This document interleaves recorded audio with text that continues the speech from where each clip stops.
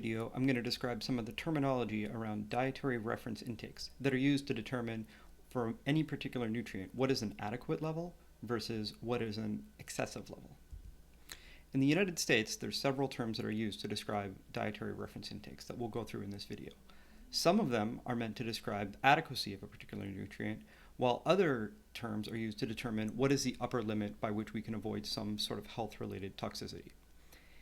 If you look at the image on the bottom of the screen here, you can see for any given nutrient, you might expect that at some low level of intake, there might be some health consequences, but also at some high level of intake, there might be some health consequences. The dietary reference intakes are used to allow us to figure out what is a good middle range by which people can make sure they meet adequacy without meeting toxicity. Now, it's important to note that not all nutrients have minimal and maximal levels of toxicity.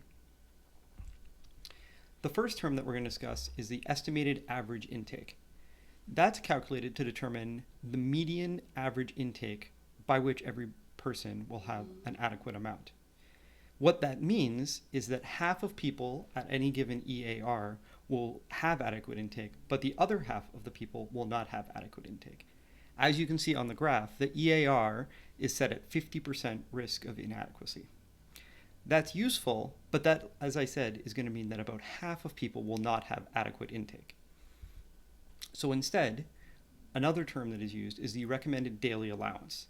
That's set higher than the EAR, and it's set exactly at 2 standard deviations higher. What that means is now 97.5% of people will meet adequacy, as opposed to 50% for the EAR. As a result, RDAs are much more common. But in some cases, the EAR cannot be calculated. In that case, the AI is set by an expert panel. It's not determined experimentally.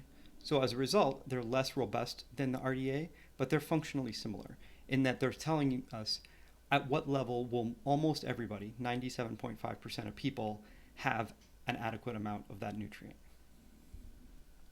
So what about toxicity? What if too much of a nutrient is a problem? If you look at the right-hand side of the curve, you can imagine setting a 50th percentile of toxicity at which 50% of people will have some adverse effect. The tolerable upper limit, analogous to the recommended daily allowance, is set where 97.5 people will not have a hazard. So it is set much lower than a 50th percentile. Again, 97.5% of people should not be affected at the tolerable upper limit. So here's an example that might dictate some of these points. In the case of iron, there's an EAR of 6 milligrams. So at that point, 50% of people will have adequate iron intake. The RDA is set to 8 milligrams per day. So now 97.5% of people will have adequate intake at 8 milligrams a day. There is a toxicity of having too much iron, and that is set at 45 milligrams per day.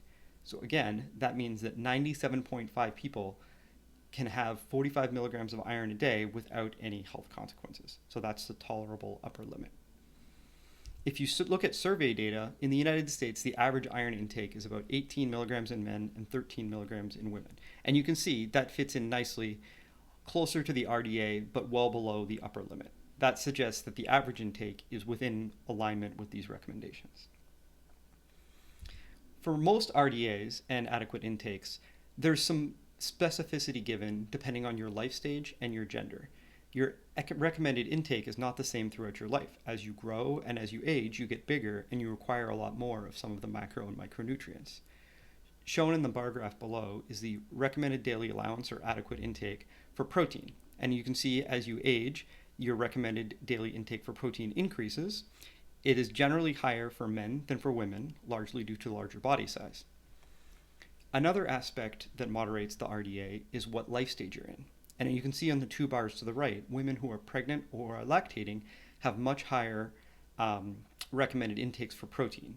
Again, that is to support the increased production of milk and the growth of the baby. This is true for most macro and micronutrients. Another term that you might hear is the acceptable macronutrient distribution range, or the AMDR. These are ranges given primarily for macronutrients, and they're given as a percent of calories. So, for example, for carbohydrates, the AMDR is 45 to 65% of your total calories are recommended as carbohydrates. It's 10 to 35 for protein and 20 to 35% for fat. There are two essential fatty acids, omega-3 and omega-6 PUFAs, and their recommended AMDRs are 5 to 10% and 0.6 to 1.2%, respectively. As you can see, some of these ranges have quite wide intervals. There's also some generic recommendations about macronutrients that are relevant. So for cholesterol, saturated fat, and trans fats, these are recommended to be as low as possible within a nutritionally adequate diet, but there is no tolerable upper limit set by the USDA. In the case of added sugars, the recommendation is to keep that to be lower than 10% of total energy intake. So for an adult woman of 2,000 kilocalories per day, the recommendation is that added sugar should be less than 200 kilocalories per day.